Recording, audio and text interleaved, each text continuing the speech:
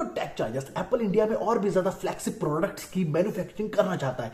OnePlus ने 9 साल पूरे करने पर कुछ नया अनाउंस किया है और टेलीकॉलर ने इंडियन गवर्नमेंट डायरेक्टरी को लॉन्च किया है और भी कमाल के अपडेट आपको आज के बुलेटिन में मिलने वाले हैं। तो मेरे साथ लास्ट तक देखिए ये एपिसोड। मैं हूं अशफाक और आप देखना शुरू कर चुके हैं टेक्निकल चार्जर।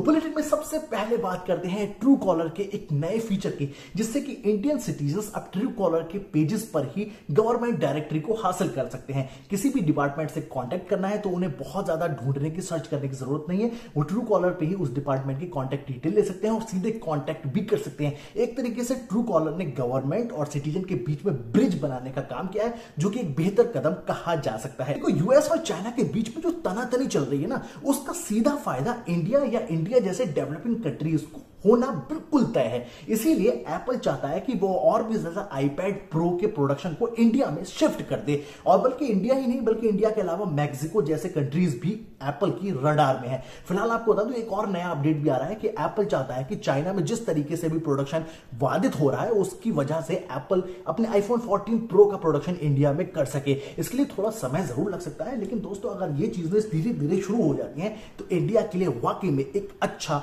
फैसला होगा। 2023 में ढेर सारे नए फोन, नई डिवाइसेस लॉन्च होने वाले हैं, जिनमें से गूगल पिक्सल फोल्ड एक इंपॉर्टेंट डिवाइस है। इसकी आज कोड नेम फ्लिक्स के साथ में कुछ डिटेल लीक हो गई है। पता चला है कि तकरीबन 1.5 लाख के आसपास प्राइस में कंपनी इसे मार्केट में उतारेगी। एंड्रॉइड 13 मिलेगा, साथ में क्वालकॉम स्नैपड्रैगन 8 जनरेशन 2 भी हमें इसमें मिलने वाला है। इसके अलावा हमें मिलेगा 50 मेगापिक्सल का सेंसर और साथ में वर्चुअल रैम 6GB ऑप्शन के साथ में 12GB की पक्की रैम आपको मिलेगी, यानी कि टोटल 18GB के आसपास। बाकी दोस्तों कितनी सच्चाई है, कितनी बातें फेक हैं, ये तो आगे चल के पता चलेगा। सैमसंग ना सिर्फ स्मार्टफोन या होम अप्लायंसेस में ही तहलका मचा रहा है, बल्कि वो छोटे छोटे जो कंपोनेंट्स हैं वहां पर भी कमाल कर रहा है। लगातार डिस्प्ले में बहुत सारे इनोवेशन हो रहे हैं। अब एक नई जानकारी आई कि 2025 तक सैमसंग चाहता है मल्टी फिंगर सेंसर को लॉन्च करना, जिससे कि तकरीबन 25 बिलियन के आसपास और भी ज्यादा सिक्योर्ड आपकी डिवाइस हो सकेगी। वैसे जो अभी हम लोग सिंगल लेयर जो फिंगरप्रिंट सेंसर यूज कर रहे हैं डिस्प्ले पर, वो सिर्फ 1% ही सिक्योर है, ऐसा कहा जाता है। अब देखते हैं 2025 तक जो सैमसंग की तैयारी है वो क्या रंग लाती है। देखो, सोशल प्लेटफॉर्म को हर बंदा अपने हिसाब से इस्तेमाल करता है। किसी को डेटिंग करनी है, किसी को चैटिंग करनी है, किसी को बिजनेस करना है और XYZ बहुत सारे काम हो सकते हैं। लेकिन ब्रांड्स की जिम्मेदारी होती है कि वो अपने प्लेटफॉर्म को सिक्योर और बेहतर बनाए। इसीलिए फेसबुक डेटिंग में अब एज वेरिफिकेशन AI का इस्तेमाल फेसबुक करने वाला है जल्दी, क्योंकि जो माइनर है ना, वो भी इस तरह के फीचर जो एडल्ट्स के लिए स्पेशली बनाए गए हैं उनका इस्तेमाल ना कर सके। इसको और भी ज्यादा सिक्योर करने के लिए और भी ज्यादा बेहतर बनाने के लिए इस AI का इस्तेमाल होगा। जल्दी इसको इंप्लीमेंट किया जाएगा। एप्पल ने एयरटैग जब से इस्तेमाल किए हैं ना, स्टाइलकर को लेके बहुत सारे उनके आरोप लग चुके हैं ऊपर। अब 2 विमेन ने उनके ऊपर नया केस कर दिया है। उन्होंने कहा है कि उनके एक्स एयरटैग का इस्तेमाल करके उनकी पल पल की जानकारी, उनकी लोकेशन वगैरह हासिल कर रहे हैं। उन्होंने एप्पल से इसकी कंप्लेंट की थी, लेकिन कंपनी ने नकार दिया था कि वो इस तरह की कुछ भी गतिविधि एयरटैग से नहीं हो सकती। लेकिन अब देखते हैं, कोर्ट में जा चुका है केस, क्या निकल के आता है, एप्पल हारता है या जीतता है। जो भी होगा आपको अपडेट आने वाले दिनों में बता देंगे। OnePlus को हो चुके हैं 9 साल बिजनेस में उतरे हुए, और इस 9 साल की एनिवर्सरी पे कंपनी ने एक नया फीचर अपने प्लेटफॉर्म पे लॉन्च कर दिया है, जिसका नाम रखा है OnePlus को क्रिएशन।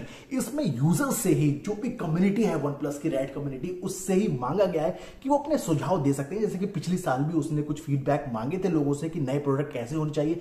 तो यहां पर लोग मिलकर OnePlus के साथ में कुछ प्रोडक्ट इनोवेट कर सकते हैं, बना सकते हैं, डिजाइन कर सकते हैं, और उसको अगर बेहतर रेटिंग मिलती है, रैंकिंग मिलती है, तो शायद उन्हें कंपनी बनाकर लॉन्च भी कर सकती है। OnePlus वैसे कस्टमर्स की सीधी सीधी बात सुनने के लिए जाना जाता है। आप बताइए OnePlus से कितना खुश है। एंटरटेनमेंट की दुनिया के 2 बड़े प्लेटफॉर्म HBO मैक्स और डिस्कवरी, दोनों ने अनाउंस कर दिया है एक नया प्लेटफॉर्म जिसका नाम होगा मैक्स। अब ये 2023 में कभी भी लॉन्च किया जा सकता है। फिलहाल तो दोनों प्लेटफॉर्म इस पर तेजी से काम कर रहे हैं। किस जॉनरा के कौन कौन से कंटेंट और किस प्राइस पे मिलने वाले हैं यूजर्स को, इसके लिए थोड़ा सा दोस्तों अपडेट का इंतजार करना होगा। और लास्ट अपडेट है इसरो के महत्वाकांक्षी प्रोजेक्ट गगनयान के बारे में। ये एक ह्यूमन स्पेस फ्लाइट होगी, जिसके बारे में भी बहुत ज्यादा खुल के डिटेल सामने नहीं आई है, लेकिन एक र्यूमर जरूर पता चल गया है कि इस फ्लाइट में जाने वाले जो एस्ट्रोनॉट्स हैं उनकी पार्ट्स पार्शियली ट्रेनिंग भी हो चुकी है और आगे चल के इसे अभी कंटिन्यू रखने की कोशिश की जा रही है, लेकिन इतनी सीक्रेट तरीके से इसे अंजाम दिया जा रहा है कि कुछ भी अभी डिटेल सामने नहीं आ पाई है। जो र्यूमर है वो आप तक हमने पहुंचा दिया है। बाकी अपडेट का जरूर दोस्तों इंतजार करेंगे, क्योंकि आखिर का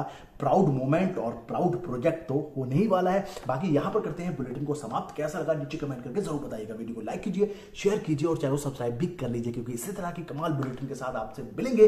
तब तक रखिए अपना ख्याल, जुड़े रहिए चैनल के साथ। हिंदुस्तान जिंदाबाद।